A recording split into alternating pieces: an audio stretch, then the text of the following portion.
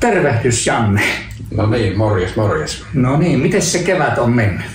Keväthän meni oikein mallikkaasti. Tässä oli semmoinen kelien puolesta vaihteleva talvi taustalla, mutta nyt ollaan menossa kohti kevättä ja kesää kovalla vauhdilla ja rupeaa pikkuhiljaa paikat kuivumaan ja tuleva kesä näyttää oikein hyvältä ja kaikkea kivaa sinne luvassa. Niin aurinkoinen kesä 25 tuloilla. No niin, ja teillä oli aika vilkas tuo kevät.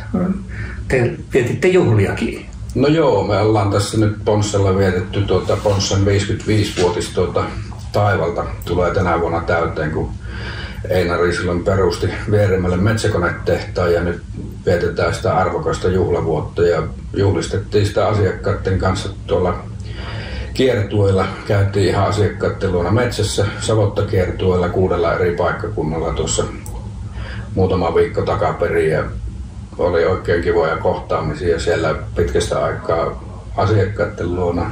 Pääsivät katsomaan meidän uutuustuotteita ja päästiin keskustelemaan palveluista ja menneistä vuosista. Että pitkien taukojen jälkeen päästiin tämmöinen Savotta-kiertue järjestämään, niin oli oikein kiva tapahtuma ja sitten on vielä ollut tuossa markkinatapahtumia siihen lisäksi, niin ollut oikein sellainen niin kuin kiva startti tähän lähteä ottamaan sitä tulevaa kesää.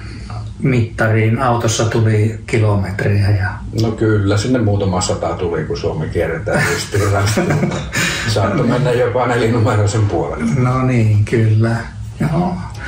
Ja eikö se henkilökohtainen tapaaminen ole se kaikkein parasta? No kyllä, totta kai se on, kun mennään asiakkaan luokse ja kuunnellaan asiakasta siellä paikan päällä ja päästään. Kaikilla on se oma kiireinen elämänrytmi menossa, niin päästään aina naamakkain kohtaamaan, niin se on se kaikista paras. Ja otetaan siinä Savotta kahvit ja lohisopat siinä sivussa, niin mikä sen parempaa verkostoitumista ja kohtaamista onkaan kuin tuolla metsässä pihkan tuoksuisessa Savotassa. No niin, kyllä. Eli kohti elokuuta sitten mennään. No joo, kyllä. Aurinko nousee päivä päivältä korkeammalle ja odotukset elokuussa alkaa olla korkealla. No niin, kyllä.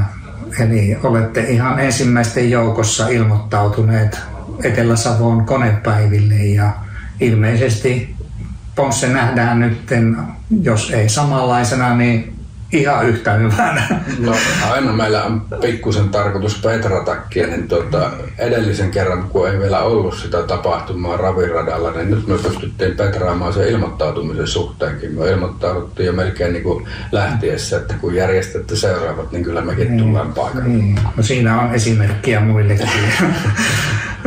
Ja ilmeisesti aika hyvät tunnelmat tuli sitten viime kerralla.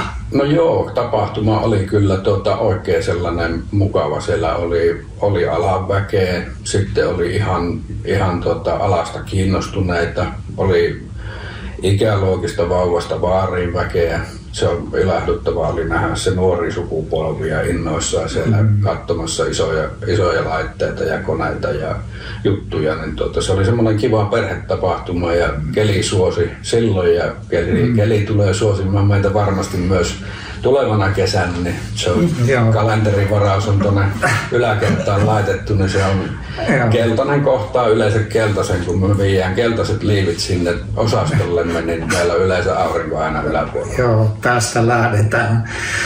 Uskallatko paljastaa, mitä on sitten elokuussa konepäivillä?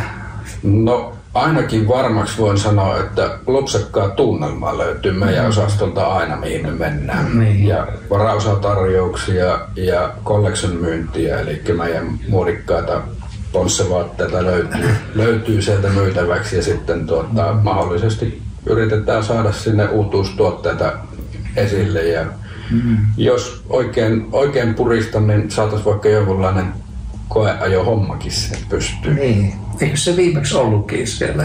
No joo, meillä oli viimeksi semmoinen koeajo, pääsi testaamaan uutta kuormatraktoria, niin oli oikein suosittu, kun ne kävi koko päivän ja puu kulki oikein komeasti pankolta maahan ja takaisin. Niin, kyllä. Ja se on varmaan ensimmäinen kohtaaminen, jos ajatellaan uusi hankintaa, niin se, että pääsee niin kuin testaamaan ja kokemaan. Kyllä, se on kaikista paras, kun pääsee sinne ohjaamoon ja siellä on ammattitaitoinen kouluttaja neuvomassa ja sitten pääsee testaamaan. Niin se on, siitä tulee semmoinen juttu, että se on pakko saada itsellekin samalla. Niin, joko se kauppa syntyy siinä hetkessä sitten. No siinä ainakin vaihdellaan sitten puhelinnumerot ja otetaan yhteyttä jälkeenpäin ja ruvetaan suunnittelemaan, että mikä se on kenellekin se oikeanlainen paketti. Joo. Niin eikö tässä kuitenkin tavallaan se koneyrittäjä mieti sitä kalustoa ja pyri siihen tehokkuuteen myös siellä ja eikö ne uudet laitteet nimenomaan justiin ole vastaus tähän? Kyllä, koko ajan meillä tuotekehitys tekee töitä sen eteen, että koneet olisi tehokkaampia ja soveltus paremmin erilaisiin olosuhteisiin ja ei tarvitsisi ostaa monia koneita, vaan samoilla koneilla pystyisi sitten suorittamaan kaikki hommat yhdellä kertaa harvennuksesta päätehakkuisiin. Ja varusteet on toki, niin ne on aina räätälöidään erikseen, eli jokainen saa varmasti haluamansa laitteen. Mallistokirjo meillä on laaja. Mitenkäs se tulee tämmöinen kysymys mieleen, kun messuilla ollaan, että tuleeko sieltä jotakin vinkkejä sitten näiltä koneyrittäjiltä siellä, että mikä auttaa niin kuin teidän tuotekehitystä? Ja Kyllä, meillä aina ruutuvihko on takataskussa, että sinne otetaan kaikki vinkit ylös, mitä kuunnellaan totta kai käyttäjää. Se on, niin kuin Einari on meille kaikille ponsselaisille opettanut, niin, että koneiden käyttäjät on niitä kaikista parhaita asiantuntijoita. Niin asiantuntijoilta meidän pitää ottaa ne vinkit ja me viedään sitten viestiä tuotekehitykseen ja tuotekehitystäkin on mahdollisesti paikan päällä kuuntelemassa, niin ja sieltä lähdetään sitten jalostamaan ja jonakin päivänä esirippu nousee ja sieltä löytyy sitten se vastaus asiakkaan tarpeeseen. Niin, kyllä. No tämähän on niin kuin parasta palvelua sitten ja siinä mielessä juuri tämä messutilaisuuskin nousee sitten omaan arvoonsa. Messutilaisuudet on nimenomaan hyviä, kun siellä saadaan kivoja semmoisia keskusteluryhmiä, on erilaisia käyttäjiä ja saadaan semmoisia juttuporukoita. Niin porukalla nämä tehdään nämä hommat. Tällä alalla ei yksin pärjää kukaan. Silloin tehdään yksin ne hommat siellä metässä, kun se kone on täysin valmis, mutta ennen kuin se kone saadaan sinne mehtään valmiina tuotekehityksen kautta ja valmistuksen kautta ja muun palvelujen kautta, niin sitten siellä on sen yrittäjä hyvä puurtaa metsässä yksin sen koneen kanssa, kun ollaan aikana saatu porukalla se paketti kasaan. Joo. Ja sitten tällainen koko perheen tapahtuma, konepäivä, niin kuin äsken mainitsit, että myös se nuoriso on siellä vahvasti mukana. Joskus sitten niiden siellä ohjaimistossa. Niin On, ja ne on tärkeitä juttuja niin kuin meille itsellekin yrityksenä, että ne on koneyrittäjille tärkeää, että siellä nuoriso kiinnostuu niistä laitteista, niistä tulee metsäkoneen kuljettajia, me saadaan meidän huoltoasentajia, me saadaan meidän palvelutiskeille varaosamyyjiä. Ne innostuu laitteista, ei välttämättä ajamaan, joku haluaa huoltamaan, mutta siellä nuoriso pitää saada alasta innostumaan, koska metsässähän meillä on tulevaisuus.